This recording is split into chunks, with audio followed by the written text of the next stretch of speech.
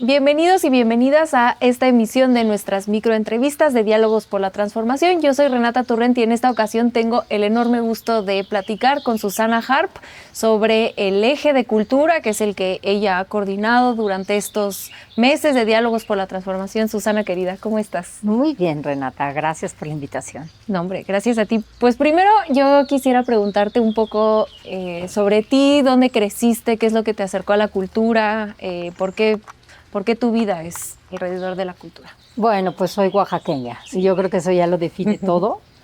Y yo empecé a ir a comunidades indígenas como a los 16 años y realmente ahí fue cuando entendí en dónde había nacido. Porque finalmente Oaxaca es una pequeña ciudad, bueno era, ahora ya es bastante más grande, pero una ciudad finalmente. Y cuando empecé a tener la oportunidad de ir a conocer por mi propio pie, por mis propios ojos, lo que eran las comunidades de mi tierra, las culturas de mi tierra, pues ya entendí. Y eso te marca para bien, ¿no? Oaxaca, te sales a la calle y hay borbotones de cultura por todos lados. Todos lados. ¿Qué quizá de tu infancia o de tu adolescencia, tu apertura a la cultura, fue algún recuerdo que tengas que compartir de Oaxaca que te haya impresionado de adolescente? Es que fíjate que más bien fue resignificar, porque todo era tan obvio. Claro. Hay muchas comidas, hay muchas formas de hacer moles, hay variedades de tortillas, veías a las gentes tejiendo el telar de cintura. Entonces, para mí fue al revés, fue empezar a ver por qué había tanta gente extranjera que iba y observaba. Y insisto, cuando me metí a las comunidades, cuando viví, no nada más fui de Mexican Curious ahí a las comunidades a tomar fotos, sino de verdad viví en las comunidades, fue como resignificar dentro de mí muchas cosas. Traté de aprender a tejer en telar de cintura. ¿Y sí? Te imaginarás los chuecos de todos mis pequeños trapitos. Y entonces, cuando vives esa experiencia, Renata, nunca más volví a ver los huipiles de la misma forma, nunca más volví a ver los rebozos de la misma forma, porque entiendes el enorme trabajo que hay atrás, la creatividad, la perfección, la aplicación de las matemáticas en una forma intuitiva y maravillosa. Entonces, a ver, echen una tortilla y que le salga bien. O sea, muchas cosas que realmente valoras desde otro lugar y que disfrutas desde otro lugar y que empiezas a cambiar esta parte como estética porque aprecias otras cosas, ¿no? Totalmente.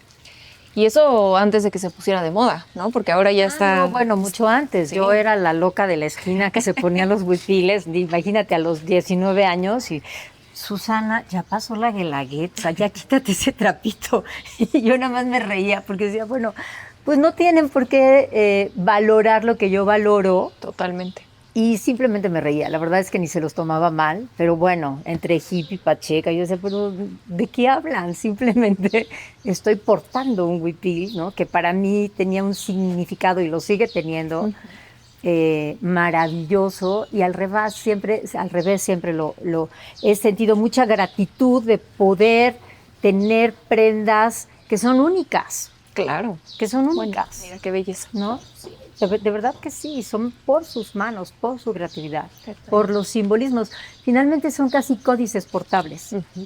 Hay huipiles que llevan simbologías, hay otros que no. Pero, por ejemplo, este que traigo, que es de Carranza, Chiapas, esta figura que aparentemente se ve son simbolismos, cada uno significa algo para esta comunidad. Entonces son un poco códices portables. Qué belleza. Esa es mi forma de expresar. Sí, totalmente. México es una potencia cultural, ya decías, ¿no? Extranjeros vienen a ver lo que sucede en nuestro país y ha habido algunos avances este sexenio, pero hay mucho trabajo todavía por hacer y mucho trabajo en el cual, sobre todo el Estado mexicano tiene que no solamente proteger, fomentar la cultura mexicana, pero si nos pudieras resumir un poco, ¿qué son las cuestiones que tú consideras más importantes en las que se haya avanzado este sexenio? En el Senado de la República se avanzó en varias cosas importantes. Y después un poco qué es lo que falta por hacer o este segundo piso de la transformación que esperamos. Claro. Mira, a mí cuando me invitaron a participar en el Senado, yo tenía 2 temas muy claros que traté de visibilizar desde la música y lo hice. Entonces, aunque suene un poco extraño, 4 de mis 11 producciones personales las convertí en leyes, Renata, y eso me da una gran felicidad. Una de ellas, por ejemplo, hicimos un disco que se llamó Fandangos de Ébano, que fue visibilizar a las comunidades y a las personas afromexicanas. Y pues claro, yo por más de que me la pasara cantando Soy el Negro de la Costa y poniendo fotografías, pues llegaba al público cultural, que era el que me hacía favor de irme a acompañar en los conciertos, en las presentaciones. Pero llegar al Senado de la República, proponer un cambio a la Constitución y cambiar el segundo constitucional para también incluirlos como pueblos nuestros, como una cultura que se ha ido generando a partir de la llegada de un montón de personas de ese continente que no llegaron por propia voluntad. Después sí, porque no todos llegaron en condición de esclavitud. Entonces, por ejemplo, hacer ese cambio, después ya en el 2020, pues se hace el censo, que se hace cada 10 años, y ahora sí, el INEGI tuvo sí o sí que contar a la población afromexicana porque ya estaba en la Constitución. Y en una ley lo que no se pronuncia, lo que no se está escrito ahí, no existe. Entonces solamente hablaba de las culturas indígenas y ellos llevan 500 años en este territorio, claro, por razones muy diferentes. Entonces yo siempre digo, bueno, si son culturas originarias, pues México se originó en 1821 y ellos y ellas ya tenían 300 años aquí. Claro. Pues no tienen una lengua prehispánica común, pues porque fue toda una estrategia negrera, que así le llamaban, de separar a las familias para que no se pudieran organizar y sublevar. Pero ellos llevan aquí, bueno, ahora 500 años. Cuando México existió como nación, 300. Entonces, por ejemplo, esos cambios creo que fueron muy importantes. Logramos hacer una ley de protección al patrimonio cultural. Había muchísimos plagios, sigue habiendo, pero ahora infinitamente menos, de textiles, de cerámicas, y eso se frenó. Y ahí quiero enlazarlo con todo lo que ha hecho también la Secretaría de Cultura Federal. Porque por supuesto que hubo un gran cambio de paradigma. Claro. Antes la cultura solo eran las bellas artes. Sí. Y no es que no sean, por supuesto que son parte de las grandes expresiones culturales de la humanidad. La danza, la ópera, el ballet, digo, la danza en todas sus formas, la pintura. Pero yo digo de una manera muy coloquial, qué bueno que estén las bellas artes. Pero ¿y dónde estaban las artes bellas de todos nuestros pueblos originarios? Totalmente. ¿Por qué no podían hablarse de tú a tú entre culturas? Porque en México no hay la cultura mexicana, son las culturas mexicanas. Tenemos 68 lenguas vivas, más 364 variantes dialectales, más la cultura, las culturas afromexicanas, porque por lo menos son 3 muy diferentes. Una cosa es Costa Chica, otra cosa es Sotavento, que es toda la parte afro-jarocha, y otra es la cultura que está al norte, en la zona Mascoga, que no se conoce. De Coahuila. Exacto. Entonces son 3 diferentes pueblos, son pueblos diferentes, con orígenes diferentes, con razones diferentes de por qué llegaron a esas zonas, y comen de una manera, y danzan de una manera, y piensan de una manera, y creen en cosas diferentes, más la mestiza. Entonces somos un montón de culturas, que es una maravilla y que por eso nos vienen a ver, que deberíamos todas hablarnos de tú a tú. Entonces, qué bueno que estén las bellas artes y, ojo, nunca se dejaron de apoyar en este sexenio. Pero sí se volteó el foco de atención para que estas otras culturas, que son las originarias, tuvieran un espacio adecuado, que pudiera haber una gran exposición dentro de Los Pinos, pero también en Bellas Artes, y también generarles, por ejemplo, cursos y todo un gran movimiento que se dio que se llama Original, y que no nada más es la venta final en Los Pinos de maestros y maestras artesanas. Es todo un acompañamiento que ocurrió con la Secretaría de Cultura y con un consejo que se hizo para poder acompañar a maestros y maestras artesanas que lo que hacen son obras de arte, sí. Renata. No son artesanías en serie, no son platitos igualitos, son realmente obras de arte. Entonces sí se cambió el foco, pero nunca se bajó el presupuesto ni la atención. Se quiso equiparar en igualdad y en derecho a todas las culturas que estamos en este país. Totalmente. Y se invirtió en semilleros, creativos, claro. Fue un programa que se fueron a los municipios muchos de ellos con muchísima violencia, y la cultura y esta parte de que sus niños estuviesen cuidados en la tarde, Claro. que tuvieran entre 3 y 4 horas todas las tardes para que las mamás y los papás pudieran también estar tranquilos. Bueno, se generó una convivencia en ese municipio muy diferente a la que había antes del semillero creativo.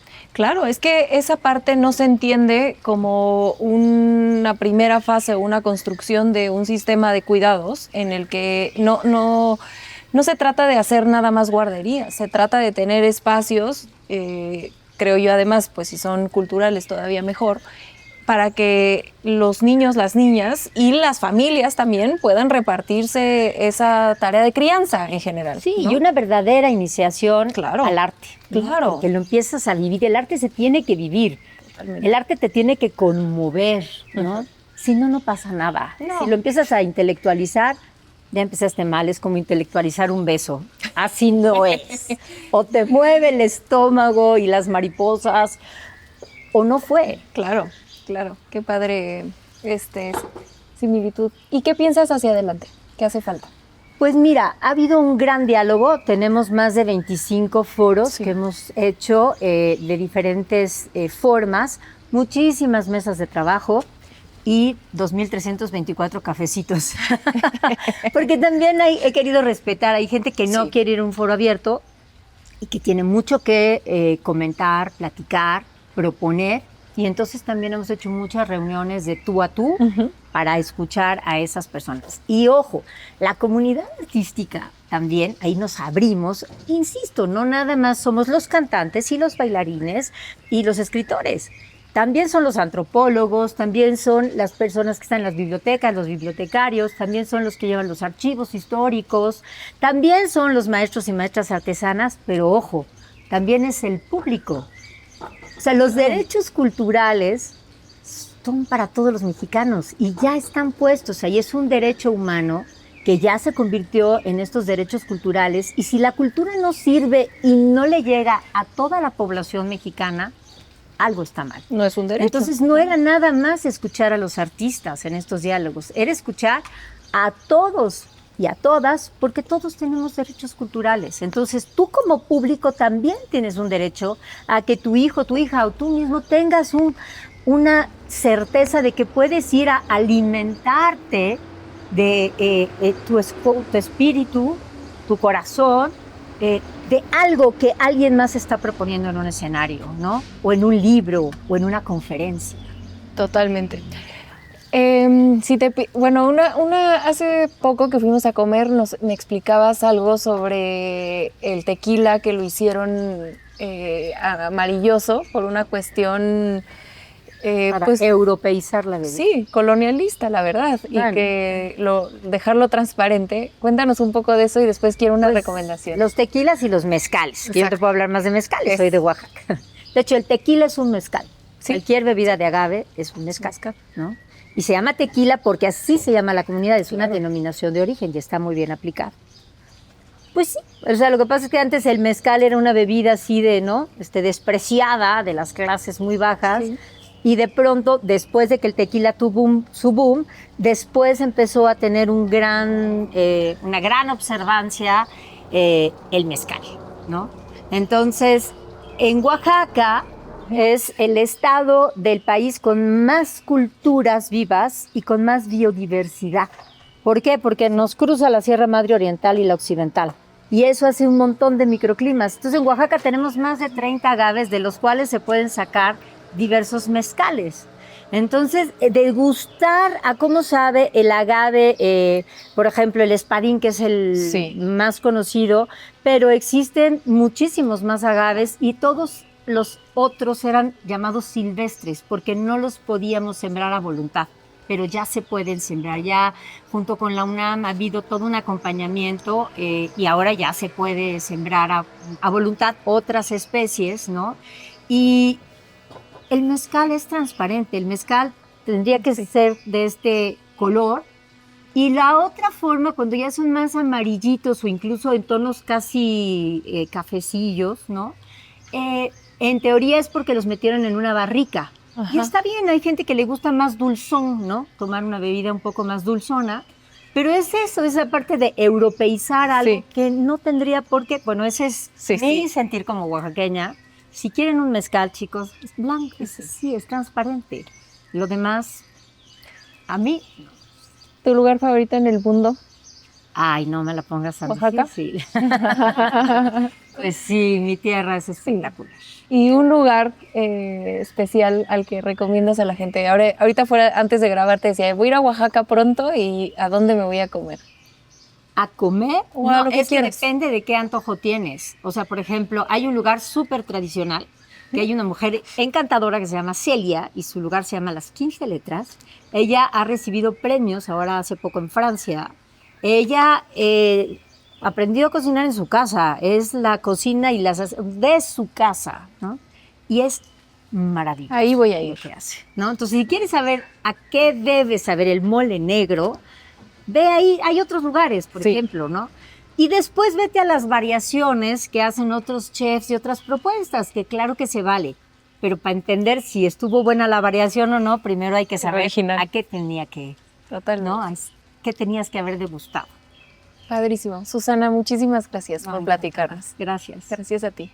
Muchas gracias y nos vemos muy pronto para las microentrevistas que aún nos faltan muy poquititas, pero todavía nos faltan para que conozcan a los y las coordinadoras de Diálogos por la Transformación. Recuerden que pueden seguir yendo a los foros, pueden también mandar sus propuestas en dialogosporlatransformación.mx, que si bien ya tenemos las 100 propuestas de la doctora Claudia Sheinbaum en los diferentes ejes que se han trabajado, se siguen recibiendo propuestas, se siguen haciendo foros, porque para el 2 de junio, que es la elección, que por cierto no olviden votar, también vamos a seguir recibiéndolas para que en caso de que nos beneficie el voto, que así creo que será, nosotros podamos seguir incluyendo las propuestas que ustedes tienen en lo que eventualmente estoy segura será el Plan Nacional de Desarrollo. Muchas gracias y nos vemos muy pronto.